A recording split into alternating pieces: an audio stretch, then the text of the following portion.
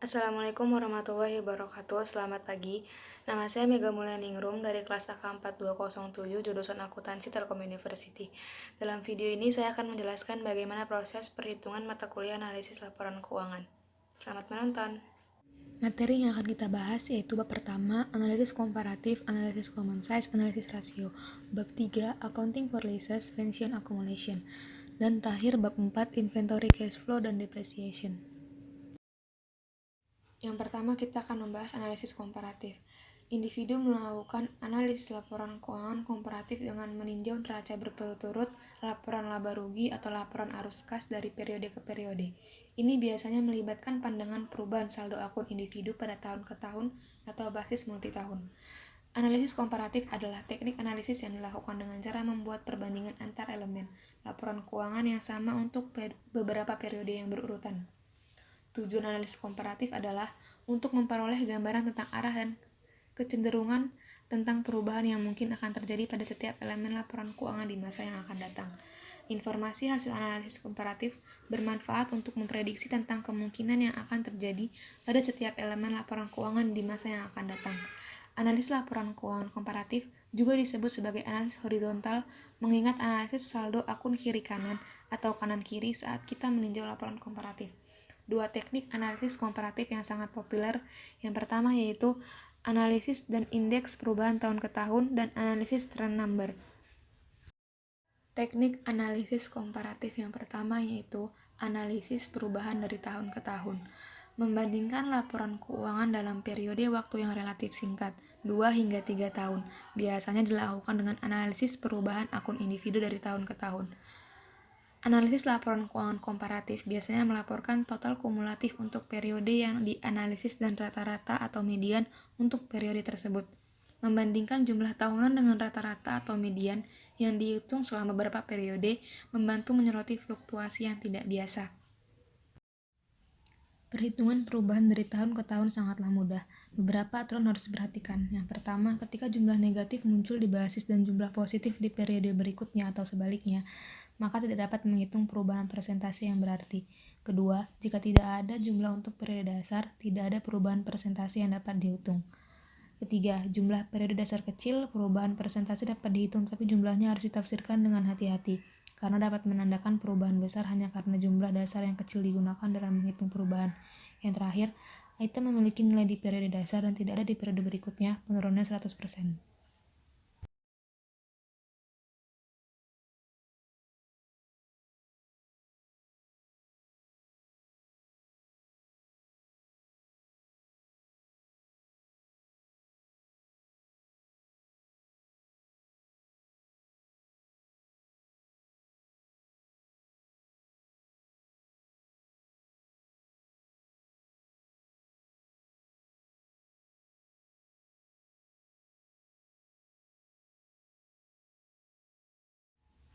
Analisis komparatif dari tahun ke tahun menggunakan laporan laba rugi Colgate.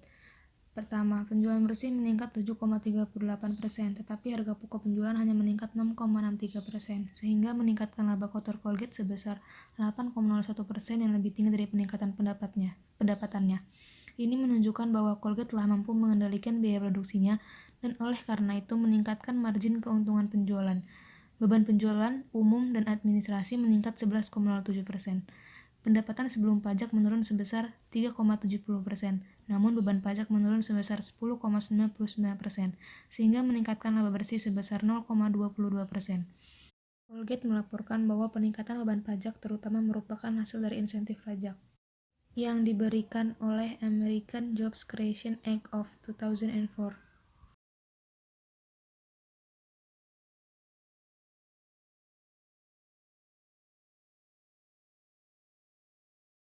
Teknik analisis komparatif yang kedua yaitu analisis trend number index, menggunakan analisis perubahan dari tahun ke tahun untuk membandingkan laporan keuangan yang mencakup lebih dari 2 atau 3 periode terkadang tidak praktis. Alat yang berguna untuk perbandingan tren jangka panjang adalah analisis trend number index. Menganalisis data menggunakan analisis trend number index memerlukan pemilihan periode dasar untuk semua item dengan nomor indeks yang telah dipilih sebelumnya, biasanya diatur ke 100. Periode dasar adalah kerangka acuan untuk semua perbandingan. Yang terbaik adalah memilih tahun normal dengan memerhatikan kondisi bisnis. Seperti halnya menghitung perubahan presentasi dari tahun ke tahun, perubahan tertentu seperti perubahan dari jumlah negatif ke jumlah positif tidak dapat dinyatakan dengan menggunakan nomor indeks. Untuk analisis tren nomor indeks, kita tidak perlu menganalisis setiap item dalam laporan keuangan. Kita hanya fokus pada item penting. Kita juga harus berhati-hati dalam menggunakan perbandingan tren nomor indeks, di mana perubahan mungkin disebabkan oleh faktor ekonomi atau industri. Selain itu, semakin lama periode waktu untuk perbandingan, semakin distorsi efek dari setiap perubahan tingkat harga. Perubahan saldo kas antara tahun 1 dan tahun 2 adalah 50%, 150 kurang 100. Namun perubahan dari tahun 2 ke tahun 3 75%, 150 kurang 75. 50% dihitung sebagai $9.000 dibagi $18.000. Perubahan presentasi bagaimanapun dapat dihitung dengan menggunakan nomor indeks saja. Misalnya dalam menghitung perubahan ini kita mengambil 75 bagi 150 sama dengan 0,50 atau perubahan 50%. Yang kedua, kita akan membahas analisis common size. Cara khusus dalam menganalisis neraca adalah umum untuk menyatakan total aset atau kewajiban ditambah ekuitas sebagai 100%. Kemudian akun dalam pengelompokan ini dinyatakan sebagai persentase dari totalnya masing-masing. Dalam menganalisis laporan laba rugi, penjualan seringkali ditetapkan pada 100% dengan akun laporan laba rugi yang tersisa dinyatakan sebagai persentase dari penjualan. Karena jumlah akun individu dalam grup adalah 100%, analisis ini dikatakan menghasilkan laporan keuangan ukuran umum. Analisis ini disebut juga dengan analisis vertikal, mengingat evaluasi akun naik turun atau turun atas dalam pernyataan ukuran umum. Dalam menganalisis neraca, analisis ukuran umum menekankan dua faktor. Yang pertama, sumber pembiayaan, termasuk distribusi pembiayaan di seluruh kewajiban lancar, kewajiban tidak lancar, dan ekuitas. Kedua, komposisi aset, termasuk jumlah masing-masing aset lancar dan tidak lancar. Analisis ukuran umum dari laporan laba rugi sama pentingnya. Laporan laba rugi dengan sendirinya cocok untuk analisis ukuran umum, di mana setiap item terkait dengan jumlah kunci seperti penjualan. Pernyataan ukuran umum sangat berguna untuk perbandingan antar perusahaan karena laporan keuangan perusahaan yang berbeda disusun ulang dalam format ukuran umum. Salah satu batasan utama dari pernyataan ukuran umum untuk analisis antara perusahaan adalah kegagalan mereka untuk mencerminkan ukuran relatif perusahaan yang sedang dianalisis. Perbandingan akun yang dipilih menggunakan pernyataan ukuran umum bersama dengan statistik industri adalah bagian dari kasus komprehensif. Laporan laba rugi common size Colgate. Pada tahun 2006, Colgate memperoleh sekitar 11 sen per dolar dari penjualan, berbeda dengan hampir 14 sen pada tahun 2002. Penurunan sebesar 3 sen per dolar dari penjualan. Ini bukan pertanda baik karena menunjukkan ketidakmampuan perusahaan untuk membebankan biaya kepada pelanggannya. Analisis lebih lanjut menunjukkan hal berikut. Provisi pajak penghasilan menurun lebih dari 1% dari penjualan pada tahun 2006. Sebagian besar penurunan ini disebabkan oleh perubahan undang-undang perpajakan. Oleh karena itu, sebelum pajak gambarannya lebih buruk antara 2002 dan 2006. Pendapatan Colgate sebelum pajak turun sebesar 3,7% dari pendapatan, dari 20,1% menjadi 16,4%. Biaya lain-lain telah naik 1% dari penjualan sejak 2002 dengan sebagian besar peningkatan terjadi pada tahun 2006. Kedua item ini menjelaskan penurunan pendapatan sebelum pajak. Sementara sebagian dari kenaikan ini disebabkan oleh peningkatan biaya periklanan dan pemasaran untuk memerangi persaingan yang semakin ketat. Biaya restrukturisasi laba bersih Colgate pada tahun 2006 adalah 13% dari pendapatan yang hanya sedikit lebih rendah daripada tahun 2002. Analisis common size dari neraca Colgate. Pangsa PP dan E telah turun dari sekitar 35% pada tahun 2002. Sebagian karena depresiasi aset yang sudah tua dan karena peningkatan outsourcing dalam operasi manufakturnya. Aset tidak berwujud dan akun goodwill sebesar 31,9% dari asetnya menunjukkan akuisisi yang signifikan di masa lalu. Sebagai perbandingan, 36% aset Colgate adalah lancar, naik dari 31,4% pada tahun 2002.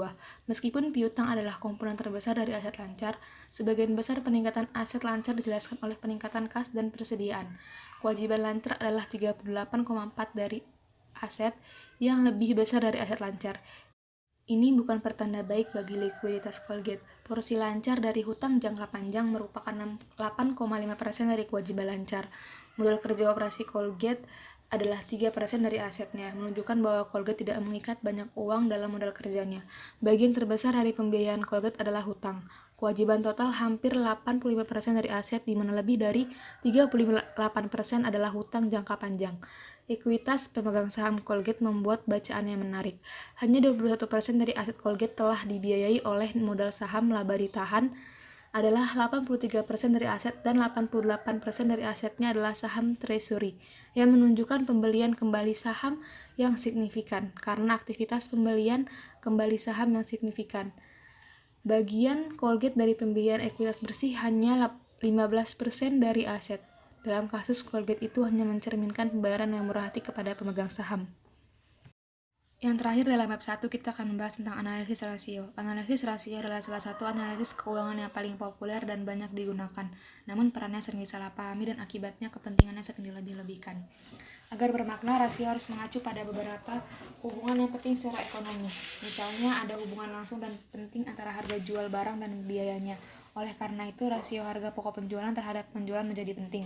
Rasio adalah alat untuk memberi kita wawasan tentang kondisi yang mendasarinya. Analisis rasio dapat mengungkapkan hubungan penting dan dasar perbandingan dalam mengungkap kondisi dan tren yang sulit dideteksi dengan memeriksa komponen individu yang membentuk rasio tersebut. Faktor yang memengaruhi rasio. Sebelum menghitung rasio atau ukuran serupa seperti indeks tren atau hubungan persen, kita menggunakan analisis akuntansi untuk memastikan angka yang mendasari perhitungan rasio sudah sesuai. Ketika persediaan dinilai menggunakan LIFO dan harga meningkat, rasio lancar dikecilkan karena persediaan LIFO dikecilkan. Selanjutnya, rasio interpretasi. Rasio harus ditafsirkan dengan hati-hati karena faktor-faktor yang mempengaruhi pembilang dapat berkorelasi dengan faktor-faktor yang mempengaruhi penyebut. Oleh karena itu, tidak perlu menghitung semua rasio yang mungkin untuk menganalisis situasi. Rasio seperti kebanyakan teknik dalam analisis keuangan tidak relevan secara terpisah. Sebaliknya, mereka diinterpretasikan secara berguna dibandingkan dengan rasio sebelumnya, standar yang telah ditentukan, dan rasio pesaing. Jenis-jenis analisis rasio. Yang pertama, analisis kredit atau risiko. Likuiditas, untuk mengevaluasi kemampuan untuk memenuhi kewajiban jangka pendek. Struktur permodalan dan solvabilitas, untuk menilai kemampuan untuk memenuhi kewajiban jangka panjang. Kedua, analisis profitabilitas. Pengembalian investasi, untuk menilai imbalan finansial kepada pemasok ekuitas dan pembiayaan hutang. Kinerja operasi, untuk mengevaluasi margin keuntungan dari aktivitas operasi. Pemanfaatan aset, untuk menilai efektivitas dan intensitas aset dalam menghasilkan penjualan, disebut juga omset. Yang terakhir, penilaian, untuk memperkirakan nilai intrinsik suatu perusahaan atau saham. Analisis kredit. Rasio likuiditas yang penting adalah rasio lancar yang mengukur aset lancar yang tersedia untuk memenuhi kewajiban lancar. Dari perhitungan tersebut, rasio lancar Colgate sebesar 0,95, menyiratkan ada 95 sen aset lancar yang tersedia untuk memenuhi setiap $1 dari kewajiban yang jatuh tempo saat ini. Colgate memiliki 58 sen dari aset liquid tersebut untuk menutupi setiap $1 dari kewajiban lancar. Kedua rasio ini menunjukkan bahwa situasi likuiditas Colgate memprihatinkan. Lamanya waktu yang dibutuhkan untuk konversi piutang dan persediaan menjadi kas juga memberikan informasi yang berguna mengenai likuiditas. Periode penagihan piutang Colgate kira-kira 42 hari, dan hari-harinya untuk menjual persediaan adalah 61. Secara keseluruhan, analisis singkat kita tentang likuiditas menunjukkan bahwa sementara komposisi Colgate dari aset lancar dan kewajiban lancar menjadi perhatian, piutang dan periode persediaan ditambah dengan arus kas yang sangat baik dari operasi. Analisis solvabilitas. Solvabilitas mengacu pada kemampuan perusahaan untuk memenuhi kewajiban keuangan jangka panjangnya. Dari perhitungan di atas, rasio total hutang terhadap ekuitas sebesar 5,48 menunjukkan bahwa untuk setiap $1 pembiayaan ekuitas, $5,48 pembiayaan disediakan oleh kreditor. Rasio hutang terhadap ekuitas jangka panjang adalah 3,02, mengungkapkan $3,02 dari pembiayaan hutang jangka panjang untuk setiap $1 ekuitas. Kedua rasio ini sangat tinggi untuk perusahaan manufaktur. Rasio lain yang juga mempertimbangkan profitabilitas dan struktur modal adalah rasio kali perolehan bunga atau rasio cakupan bunga. Penghasilan Colgate tahun 2006 adalah 13,61 kali lipat dari komitmen tetapnya. Rasio ini menunjukkan bahwa Colgate tidak akan mengalami masalah dalam memenuhi komitmen biaya tetapnya. Singkatnya, mengingat profitabilitas Colgate yang tinggi dan stabil, risiko solvabilitasnya rendah. Analisis profitabilitas. Laba atas aset Colgate sebesar 16,51% menyiratkan bahwa investasi aset $1 menghasilkan 16,51 sen pendapatan tahunan sebelum dikurangi bunga setelah pajak. Pengembalian Colgate atas ekuitas umum atau lebih sering disebut sebagai laba atas ekuitas sebesar 98,04% menunjukkan bahwa ia menghasilkan 98,04 sen per tahun untuk setiap $1 dari investasi ekuitas. Kedua rasio ini secara signifikan lebih tinggi daripada rata-rata untuk perusahaan publik yang masing-masing sekitar 7% dan 12%. Bagian lain dari analisis profitabilitas adalah evaluasi kinerja operasi. Rasio ini sering disebut sebagai margin keuntungan, misalnya margin laba kotor. Rasio kinerja operasi untuk Colgate mencerminkan kinerja operasi yang luar biasa dalam menghadapi lingkungan yang sangat kompetitif. Margin laba kotor Colgate sebesar 54,7%, mencerminkan kemampuannya untuk menjual jauh di atas biaya produksinya, meskipun pasar produk konsumen sangat kompetitif. Margin laba operasi sebelum pajak sebesar 17,65% dan margin laba bersih 11,01%, jauh di atas rata-rata untuk perusahaan Amerika Serikat. Singkatnya, kekuatan penetapan harga Colgate dan pengendalian biaya produksi yang unggul menjadikannya perusahaan yang sangat menguntungkan. Rasio Colgate ini menunjukkan kinerja dari rata-rata. Perputaran modal kerja Colgate negatif karena aset lancar di bawah kewajiban lancarnya. Ini menunjukkan bahwa Colgate belum melakukan investasi pada modal kerja. Penilaian. Rasio harga pendapatan Colgate sebesar 25,39 dan harga ke buku 23,22 tinggi dan mencerminkan persepsi pasar yang menguntungkan tentang Colgate sebagai pemain yang solid. Tingkat pembayaran dividen Colgate sebesar 48,64% tinggi, menunjukkan bahwa Colgate memilih untuk membayar sebagian besar keuntungannya. Dalam bab 3 yang pertama kita bahas yaitu akuntansi sewa. Penyewa atau pihak yang menyewa aset memiliki 4 kriteria. 1. Sewa mengalihkan kepemilikan properti kepada penyewa pada akhir kontrak jangka waktu sewa.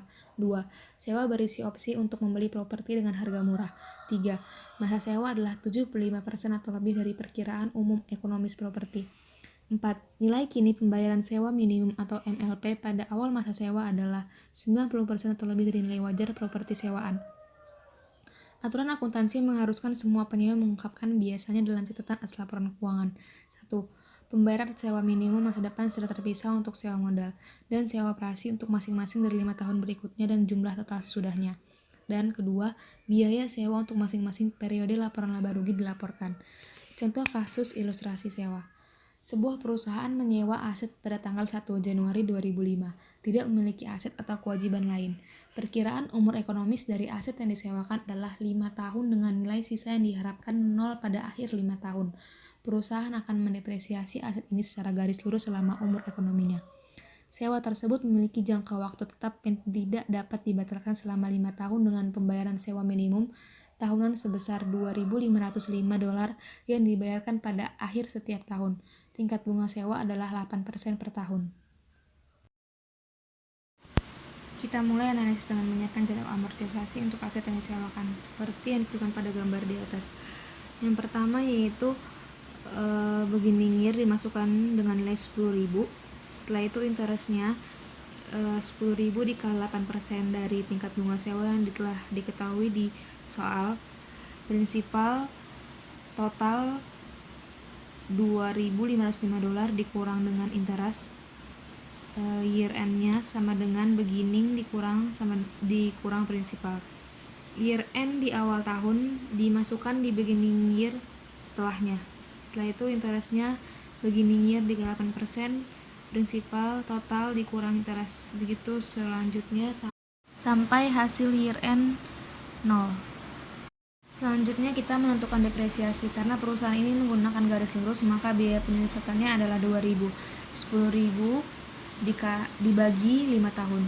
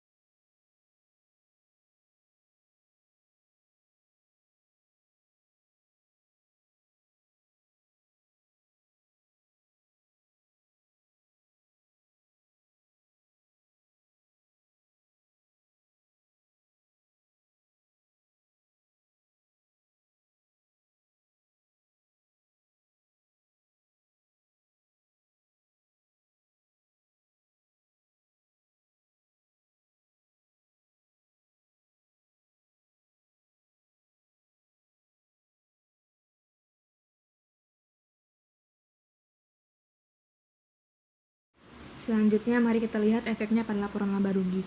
Ketika sewa dicatat sebagai sewa operasi, pembayaran sewa minimum dilaporkan sebagai beban sewa berkala. Ini menyiratkan biaya sewa $2.505 per tahun untuk perusahaan ini. Namun ketika sewa dicatat sebagai sewa modal, perusahaan harus mengakui beban bunga periodik dan beban penyusutan. Pengaruh transaksi sewa ini terhadap laporan laba rugi, dua metode alternatif. Selama periode 5 tahun, total biaya untuk kedua metode tersebut identik. Hal ini disebabkan oleh penurunan beban bunga selama masa sewa. Akibatnya, laba bersih dengan metode sewa modal lebih rendah dibandingkan dengan metode sewa operasi pada tahun-tahun awal masa sewa. Kita selanjutnya meriksa pengaruh metode akuntansi sewa alternatif pada neraca. Pertama, mari kita pertimbangkan metode sewa operasi. Pada akhir tahun pertama, perusahaan membayar MLP-nya sebesar $2.505 dan uang tunai dikurangi dengan jumlah ini untuk menghasilkan saldo negatif. Proses ini berlanjut setiap tahun hingga masa sewa berakhir. Pada akhir masa sewa, jumlah kumulatif yang dikeluarkan $12.525, sama dengan pembayaran tunai kumulatif. Jumlah ini juga sama dengan total MLP selama masa sewa seperti yang terlihat pada gambar. Sekarang mari kita periksa efek neraca dengan metode sewa modal. Perhatikan bahwa neraca pada akhir masa sewa identik menurut kedua metode sewa tersebut. Hasil ini menunjukkan bahwa pengaruh akuntansi bersih menurut kedua metode tersebut identik pada akhir masa sewa. Yang paling menonjol pada awal sewa, aset dan liabilitas yang sama dengan nilai kini sewa $10.000 diakui dengan metode sewa modal. Perhatikan bahwa aset sewaan selalu lebih rendah dari liabilitas sewa selama masa sewa. Hal ini terjadi karena akumulasi penyusutan pada waktu tertentu melebihi pengurangan pokok kumulatif. Kasus ini mengungkapkan dampak penting metode akuntansi sewa alternatif terhadap laporan keuangan. Metode sewa operasi lebih sederhana. Metode sewa modal secara konseptual lebih unggul, baik dari perspektif neraca maupun laporan laba rugi. Dari perspektif neraca, akuntansi sewa guna usaha mengakui manfaat dan kewajiban yang timbul dari transaksi sewa. Sebaliknya, metode sewa operasi mengabaikan manfaat dan kewajiban ini dan sepenuhnya mencerminkan dampak ini hanya pada akhir masa sewa. Selanjutnya, pembahasan yang kedua dalam bab 2 yaitu akuntansi pensiun. Sifat kewajiban pensiun. Program pensiun adalah kesepakatan pemberi kerja untuk memberikan manfaat pensiun kepada karyawan dan melibatkan 3 entitas: pemberi kerja yang berkontribusi pada program tersebut, karyawan yang memperoleh manfaat, dan dana pensiun. Dana pensiun menerima iuran, menginvestasikannya dengan cara yang tepat, dan membagikan manfaat pensiun kepada karyawan. Program pensiun secara tepat menjelaskan manfaat dan hak serta tanggung jawab pemberi kerja dan karyawan. Rencana pensiun dapat dibagi menjadi 2 kategori dasar. Program manfaat pasti menjelaskan jumlah manfaat pensiun yang dijanjikan pemberi kerja kepada pensiunan. Program iuran pasti menjelaskan jumlah iuran pensiun yang diberikan pemberi kerja pada program pensiun. Dalam kedua program tersebut, imbalan kerja biasanya ditentukan melalui rumus yang terkait dengan upah karyawan. Program iuran pasti segera mewajibkan pemberi kerja untuk membayar sejumlah proporsi tetap dari kompensasi karyawan saat ini. Sedangkan program manfaat pasti mengharuskan pemberi kerja untuk secara berkala membayar karyawan sejumlah uang yang telah ditentukan setelah pensiun sampai karyawan tersebut meninggal dunia. Kita memfokuskan perhatian pada program imbalan. Pada gambar di atas menggambarkan garis waktu untuk program imbalan pasti sederhana.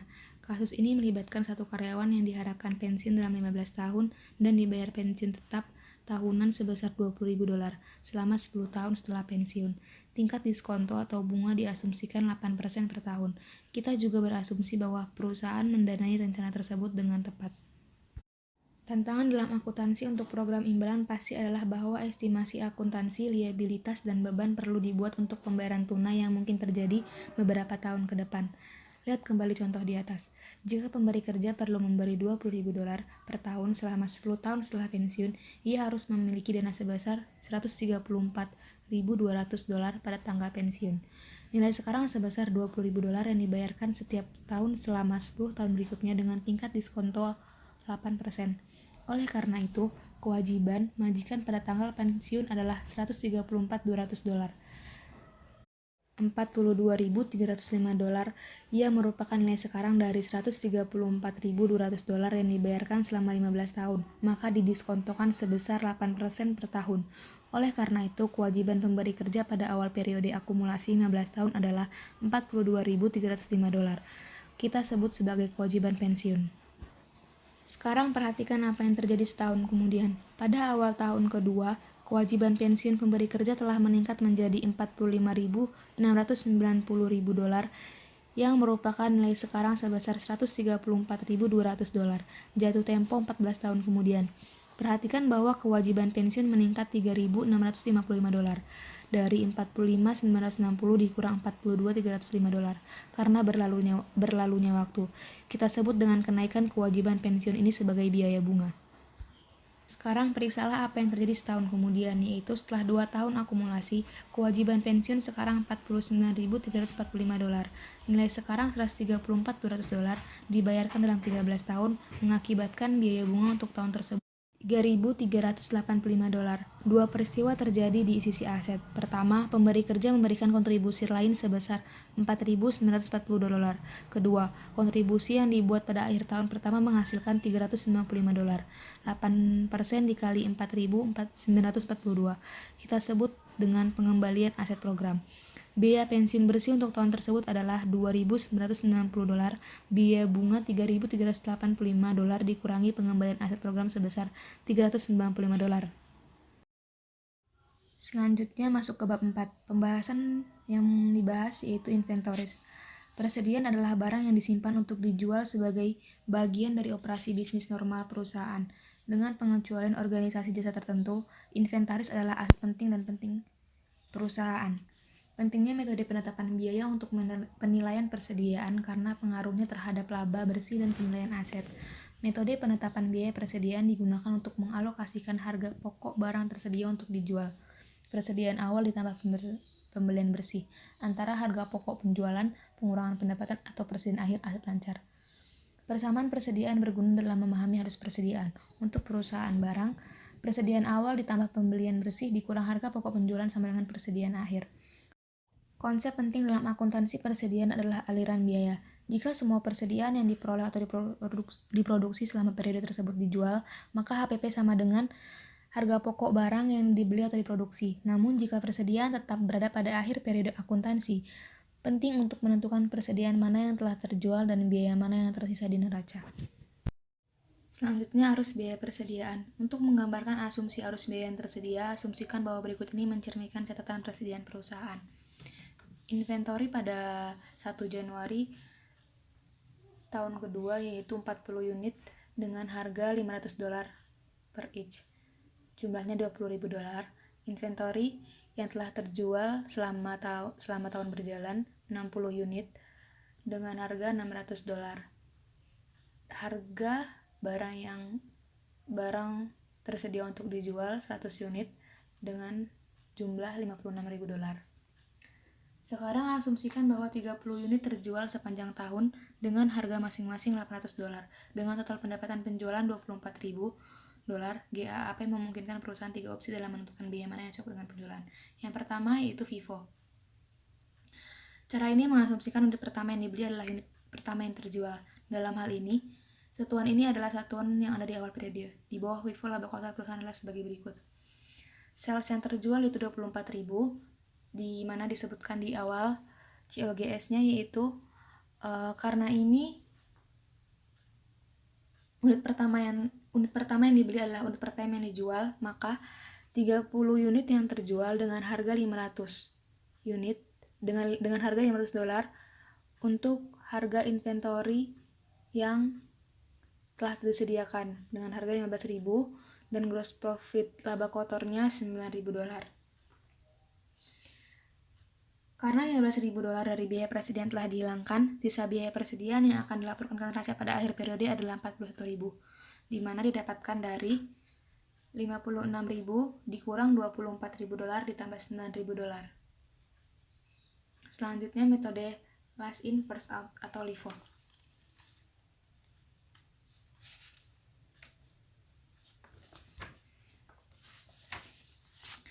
Berdasarkan asumsi biaya persediaan LIFO, unit terakhir yang dibeli adalah yang pertama untuk dijual. Oleh karena itu, laba kotor dihitung sebagai salesnya 24.000, COGS-nya 30.000, COGS-nya 30 unit dengan harga $600 per each, yaitu $18.000.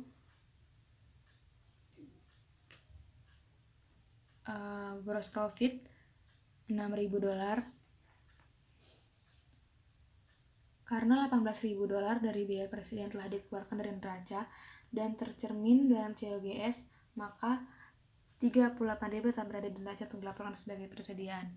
$38.000 didapat dari $56.000 dikurang $24.000 ditambah $6.000. Selanjutnya, average cost. Metode ini mengasumsikan bahwa unit dijual tanpa memperhatikan urutan pembeliannya dan menghitung COGS dan persediaan akhir sebagai rata tertimbang sederhana sebagai berikut. Salesnya 24.000, COGS 30.000, 30 unit dengan harga $560. $560 didapat dari $56.000 dibagi 100 unit sama dengan $560. $56.000 itu cost of goods available for sale dengan unit 100 unit. Maka COGS-nya $16.800 dan gross profit $7.200.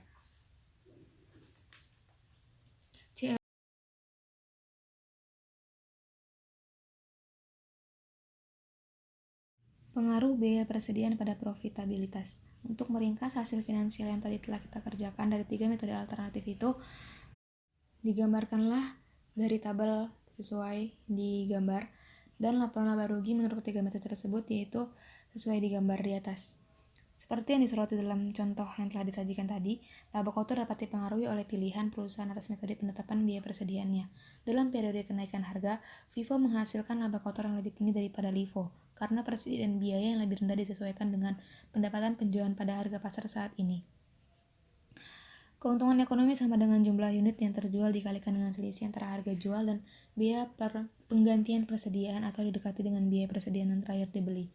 Maka keuntungan ekonomi yang didapat yaitu $6. Keuntungan kepemilikan yaitu kenaikan biaya penggantian sejak persediaan diperoleh dan sama dengan jumlah unit yang terjual dikalikan dengan selisih antara biaya penggantian saat ini dan biaya perolehan awal. Sedangkan holding gain yang didapat yaitu $3.000. Dari laba kotor $9.000 yang dilaporkan, $3.000 berkaitan dengan keuntungan inflasi yang lebih direalisasikan oleh perusahaan atas persediaan yang dibeli beberapa waktu lalu dengan harga yang lebih rendah dari harga saat ini. Holding gain adalah fungsi dari perputaran persediaan, misalnya berapa lama barang tetap di rak dan tingkat inflasi. Selanjutnya pembahasan terakhir yang akan kita bahas di bab 4 yaitu depresiasi. Masa manfaat aset sangat bervariasi. Masa manfaat aset didasarkan pada kondisi ekonomi, studi teknik, pengalaman, dan informasi tentang properti fisik dan produktif aset. Pemeliharaan dapat memperpanjang umur manfaat tetapi tidak dapat memperpanjangnya tanpa batas waktu. Faktor pembatas lainnya adalah keusangan yang berdampak pada masa manfaat melalui perkembangan teknologi, pola konsumsi, dan kekuatan ekonomi. Metode pertama depresiasi yaitu garis lurus. Metode penyusutan garis lurus mengalokasikan biaya perolehan aset ke masa manfaatnya atas dasar biaya periodik yang sama. Dari gambar yang ditunjukkan, diilustrasikan depresiasi aset senilai $110.000 dengan masa manfaat 10 tahun dan nilai sisa $10.000.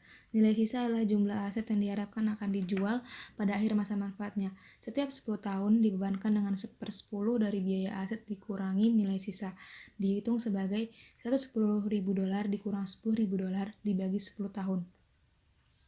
Alasan depresiasi garis lurus adalah asumsi bahwa kerusakan fisik terjadi secara seragam dari waktu ke waktu. Penentu lain dari depresiasi, keusangan tidak selalu berlaku secara seragam dari waktu ke waktu. Namun dengan tidak adanya informasi tentang kemungkinan tingkat depresiasi, metode garis lurus memiliki keuntungan dari kesederhanaan. Depresiasi garis lurus secara implisit mengasumsikan bahwa depresiasi di tahun-tahun awal identik dengan depresiasi di tahun-tahun berikutnya, ketika aset kemungkinan besar kurang efisien dan membutuhkan peningkatan pemeliharaan. Kelemahan lain dengan depresiasi garis lurus yaitu distorsi yang dihasilkan dalam tingkat pengembalian. Sebagai contoh, asumsikan aset menghasilkan pendapatan konstan $20.000 per tahun sebelum depresiasi. Depresiasi garis lurus menghasilkan bias yang meningkat dalam tingkat pengembalian aset seperti pada gambar yang ditunjukkan. Meskipun peningkatan biaya pemeliharaan dapat menurunkan pendapatan sebelum depresiasi, hal ini tidak meniadakan efek keseluruhan dari peningkatan pendapatan dari waktu ke waktu. Metode kedua yaitu dipercepat. Metode penyusutan yang dipercepat mengalokasikan biaya aset ke masa manfaatnya dengan cara yang menurun. Dukungan konseptual untuk metode yang dipercepat adalah pandangan bahwa penurunan biaya penyusutan dari waktu ke waktu mengkompensasi. Pertama, peningkatan biaya perbaikan dan pemeliharaan. Kedua, penurunan pendapatan dan efisiensi operasi. Dan ketiga, ketidakpastian pendapatan yang lebih tinggi di tahun-tahun berikutnya dari aset yang sudah tua atau karena keusangan. Dua jenis metode penyusutan dipercepat yang paling umum adalah saldo menurun dan jumlah digit tahun. 1. Metode saldo menurun. Menerapkan tingkat konstan untuk saldo aset menurun atau nilai tercatat. Perkiraan tingkat yang tepat dari penyusutan biaya menurun adalah dengan menggunakan pelipatan atau sering 2 kali dari tingkat garis lurus. Misalnya, aset dengan masa manfaat 10 tahun disusutkan dengan tingkat saldo menurun 2 kali lipat sebesar 20% yang dihitung sebagai 2 kali 1/10. Kedua, metode jumlah dari tahun digit. Menerapkan pecahan yang menurun untuk biaya aset dikurangi nilai sisa. Misalnya, aset yang disusutkan selama periode 5 tahun dihapuskan dengan menggunakan pecahan yang penyebutnya adalah jumlah dari digit 5 tahun. 1 tambah 2 tambah 3 tambah 4 tambah 5 sama dengan 15. Dan pembilangnya adalah sisa umur dari awal periode. Ini menghasilkan sebagian kecil dari 5/15 adalah untuk tahun pertama, 4/15 untuk tahun kedua, berkembang menjadi 1/15 di tahun kelima dan terakhir. Sesuai dengan gambar yang ditunjukkan, mengilustrasikan metode penyusutan dipercepat yang diterapkan pada aset senilai $110.000 dengan nilai sisa $10.000 dan masa manfaat 10 tahun. Karena aset tidak pernah disusutkan di bawah nilai sisa, perusahaan berhati-hati untuk memastikan bahwa metode saldo menurun tidak melanggar ini. Jika biaya penyusutan dengan metode saldo menurun turun di bawah tarif garis lurus, maka praktik umum menggunakan tarif garis lurus untuk periode yang tersisa. Metode depresiasi yang terakhir yaitu metode khusus. Metode khusus depresiasi ditemukan di industri tertentu seperti baja dan mesin berat. Metode yang paling umum menghubungkan biaya penyusutan dengan aktivitas atau intensitas penggunaan aset. Misalnya, jika sebuah mesin memiliki masa manfaat 10.000 jam berjalan, biaya penyusutan bervariasi dengan jam waktu berjalan daripada periode waktunya. Demikian penjelasan materi perkuliahan analisis laporan keuangan. Semoga bermanfaat buat teman-teman semua. Apabila ada kesalahan, saya mohon maaf. Terima kasih. Selamat pagi. Assalamualaikum warahmatullahi wabarakatuh.